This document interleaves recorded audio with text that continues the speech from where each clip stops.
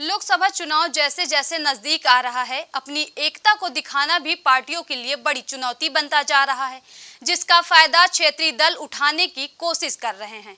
ठीक ऐसी ही एक तस्वीर यूपी की राजनीति में देखने को मिलने लगी है, जहां सीटों को लेकर समाजवादी पार्टी के सहयोगी दलों ने गठबंधन में अपनी डिमांड बढ़ानी शुरू कर दी है। खास तौर पर आरएलडी ने इसके संकेत दे दिए हैं। आरएलडी के प्रदेश अध्यक्ष रामाशीष राय ने कहा, हमारी पार्टी राज्य की 12 लोकसभा सीटों पर तैयारी कर रही है। इन 12 सीटों में 11 सीट पश्चिमी यूपी की हैं, जबकि एक सीट पूर्वांचल की है। रामाशीष राय के मुताबिक आरएलडी ने पश्चिमी यूपी की कैराना, बागपत, मुजफ्फरनगर, मथुरा, बिजनौर, नगीना, अमरोहा, मेरठ, हाथरस, अलीगढ़ और फतेहपुर सीकरी सीटों पर तैयारी शुरू कर दी है। इसके अलावा पार्टी पूर्वांचल की देवरिया सीट पर तैयारी कर रही है। आरएलडी के प्रदेश अध्यक्ष रामाशीष राय खुद पूर्वांचल से आते हैं। 2004 में रामाशीष राय कांग्रेस से चुनाव लड़ चुके हैं, लिहाजा इस बार भी देवरिया सीट से चुनाव लड़ने की तैयारी कर रहे हैं।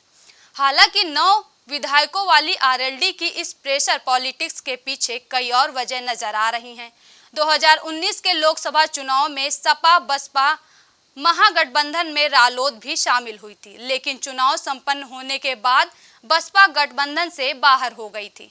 2022 के विधानसभा चुनाव में सपा ने रालोद को 33 सीटों पर चुनाव लड़ने के लिए गठबंधन में दिया था, जिस पर रालोद ने 8 सीटों पर जीत दर्ज की थी।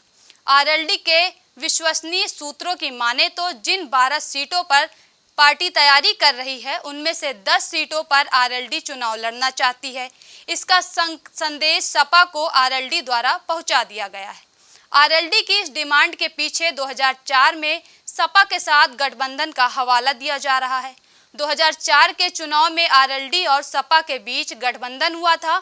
इस चुनाव में आरएलडी 10 सीटों पर चुनाव लड़ी थी, जिसमें 3 सीटों पर जीत दर्ज कर पाई थी। 2004 में प्रदेश के मुख्यमंत्री और सपा रहे स्वर्गीय मुलायम सिंह यादव और रालोद के प्रमुख रहे स्वर्गीय अजीत सिंह ने गठबंधन किया था, जिसके बाद प्रदेश में गठबंधन ने 38 सीटों पर जीत दर्ज की थी, जो कि सपा द्वारा जीती गई थी। सर्वोच्च लोकसभा सीट थी, लेकिन रालोद की पुरानी परफॉर्मेंस पर नजर डालें तो इस मांग का कोई मतलब नहीं बनता है। ऐसा हम क्यों कह रहे हैं, आंकड़ों में समझाते हैं। लोकसभा चुनाव 2014 में आरएलडी को कांग्रेस गठबंधन में जाने के बाद 8 सीटों पर दावेदारी की, जिसमें अपना खाता भी नहीं खोल पाई थी।